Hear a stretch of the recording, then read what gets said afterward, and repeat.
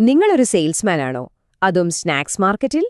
ഓ, അപ്പോ ടാർഗറ്റ് എത്താനുള്ള ആ ഒരു പ്രഷർ എനിക്ക് ഊഹിക്കാൻ പറ്റും. പക്ഷേ നിങ്ങളുടെ സെയിൽസ് ഒരു റോക്കറ്റ് പോലെ മുകളിലോട്ട് കൊണ്ടുപോകാൻ പറ്റുന്നൊരു സിമ്പിൾ രഹസ്യമുണ്ട്. അതെന്താണെന്ന് നമുക്കിന്ന് നോക്കാം.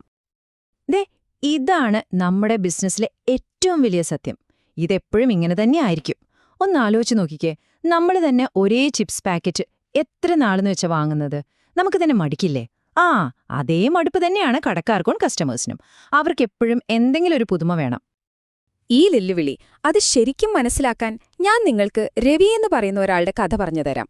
കേൾക്കുമ്പോൾ ഒരുപക്ഷേ ഇതെന്റെ കഥ തന്നെയാണല്ലോ എന്ന് നിങ്ങൾക്ക് തോന്നിയേക്കാം. അപ്പോ ഇതാണ് രവി. ഒരു ഒന്നൊന്നര സെയിൽസ്മാൻ ആയിരുന്നു കേട്ടോ. ആളുടെ കയ്യിൽ കൊടുത്താൽ കമ്പനിയുടെ ഏത് പഴയ പ്രോഡക്റ്റും ഈസിയായി വിറ്റുപോരും. അത്രയ്ക്ക് മിടുക്കനായിരുന്നു. പക്ഷേ കുറച്ചുകാലം കഴിഞ്ഞപ്പോൾ കാര്യങ്ങളൊക്കെ പതിയെ മാറാൻ തുടങ്ങി. രവിക്ക് തന്നെ ഒരു സംശയം. തന്നെ സെയിൽസ് നമ്പറുകൾ എന്താ ഇങ്ങനെ താഴോട്ടു പോകുന്നത്? ടാർഗറ്റ് എത്താനുള്ള പ്രഷർ കൂടി വന്നു. എന്താണിതിന് കാരണം? താൻ പഴയതുപോലെ തന്നെ ഓടി നടന്ന് പണിയെടുക്കുന്നുണ്ട്. പിന്നെ എവിടെയാണ് തെറ്റുപറ്റുന്നത്? എന്തുകൊണ്ടാ സെയിൽസ് ഇങ്ങനെ കുറയുന്നത്? അവസാനം ആ ചോദ്യത്തിനുള്ള ഉത്തരം കിട്ടിയത് ഒരു കടക്കാരനിൽ നിന്നാണ്. അദ്ദേഹം ഒരു ദിവസം രവിയോട് ചോദിച്ചു, രവി, നിങ്ങളെപ്പോഴും ഈ പഴയ സാധനം തന്നെയാണല്ലോ തരുന്നത്. കസ്റ്റമേഴ്സൊക്കെ പുതിയ ഫ്ലേവർ ചോദിക്കുന്നുണ്ട്. എന്തെങ്കിലും വെറൈറ്റി കൊണ്ടുവാ. ആ ചോദ്യത്തിലാണ് കാര്യം കിടന്നിരുന്നത്. ശരിക്കും രവിയുടെ കരിയറിലെ ഒരു ടേണിംഗ് പോയിന്റ് എന്ന് പറയുന്നത് ആളുടെ ഡിസ്ട്രിബ്യൂട്ടർ കൊടുത്ത ഈ ഒരു ഉപദേശമാണ്. വളരെ സിമ്പിൾ, പക്ഷെ ഭയങ്കര പവർഫുൾ. ഓക്കെ, അപ്പോ ഈ പുതിയ പ്രൊഡക്റ്റിന് ഇത്രമാത്രം എന്ത് ശക്തിയാണുള്ളത്? അതെന്തുകൊണ്ടാണ് നമ്മുടെ വിജയത്തിന് ഇത്രയധികം പ്രധാനമെന്ന് നോക്കാം. സംഗതി സിമ്പിളാണ്. 1, കസ്റ്റമറിന് വെറൈറ്റി കിട്ടും, അവര് ഹാപ്പിയാവും. 2, കടക്കാരൻ ഒരു എഡ്ജ് കിട്ടും, എന്റെ കയ്യിൽ പുതിയ സാധനമുണ്ട് എന്ന് പറയാൻ പറ്റും. 3, കമ്പനി കഷ്ടപ്പെട്ട് റിസർച്ച് ചെയ്തുണ്ടാക്കുന്ന പുതിയ ഐറ്റംസ് മാർക്കറ്റിലെത്തും. പിന്നെ എല്ലാത്തിലും പ്രധാനം, നിങ്ങൾക്ക് കൂടുതൽ വരുമാനം കിട്ടും, ഇൻസെന്റീവ് കൂടും. ഇനി നമുക്ക് സെയിൽസിലെ ഒരു സിമ്പിൾ ഫോർമുല നോക്കാം. വിജയികളായ എല്ലാ സെയിൽസ്മാൻമാരും ഫോളോ ചെയ്യുന്ന ഒരു നിയമം. ഇത്രയുള്ളൂ കാര്യം. നിങ്ങളുടെ പഴയ പ്രോഡക്റ്റുകൾ, അതായത് സ്ഥിരം വിൽക്കുന്ന ഐറ്റംസ്, അത് കടയെ മുന്നോട്ട് കൊണ്ടുപോകാൻ സഹായിക്കും. പക്ഷേ ആ കടയെയും നിങ്ങളുടെ ബിസിനസ്സിനെയും ഒരുപോലെ വളർത്തണമെങ്കിൽ പുതിയ ഉൽപ്പന്നങ്ങൾ കൂടിയേ തീരൂ. ഒന്ന് നിലനിർത്തുന്നു, മറ്റൊന്ന് വളർത്തുന്നു. ശരി, ഇതെങ്ങനെയാണ് ചെയ്യേണ്ടത്? വളരെ എളുപ്പമാണ്. ഈ 6 സ്റ്റെപ്പുകളൊന്ന് ശ്രദ്ധിച്ചാൽ മതി.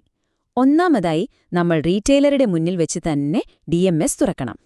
എന്നിട്ട് പ്രൊഡക്റ്റിന്റെ നല്ല അടിപൊളി പടങ്ങൾ കാണിച്ചുകൊടുക്കുക.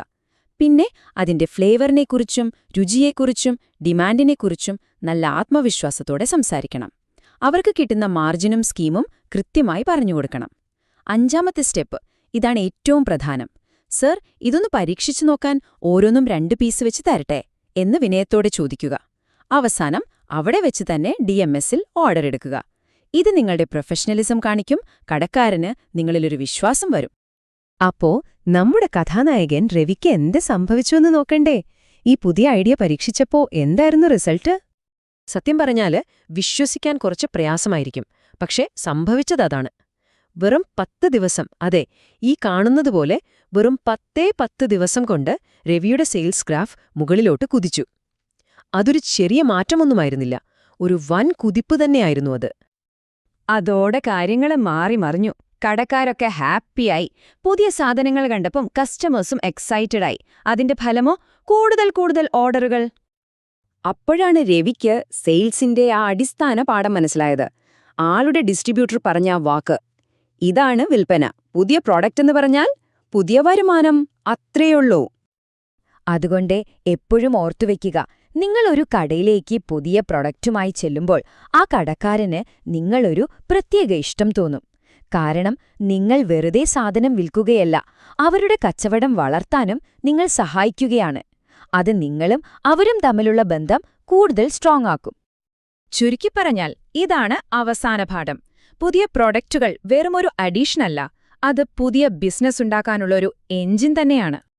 അപ്പോ എല്ലാം കേട്ടല്ലേ? ഇനി നിങ്ങൾക്കുള്ള ഒരു ചോദ്യം. അടുത്ത തവണ നിങ്ങളൊരു കടയിൽ പോകുമ്പോൾ ഏത് പുതിയ പ്രൊഡക്റ്റ് ആയിരിക്കും നിങ്ങൾ അവർക്ക് മുന്നിൽ ആദ്യം വെക്കാൻ പോകുന്നത്? ഒന്ന് ആലോചിച്ചു വെച്ചോളൂ. കാരണം നിങ്ങളുടെ അടുത്ത് വലിയ സെയിലിന്റെ താക്കോല് ഒരുപക്ഷെ ആ പുതിയ ഉൽപ്പന്നത്തിലായിരിക്കും. തീർച്ചയായും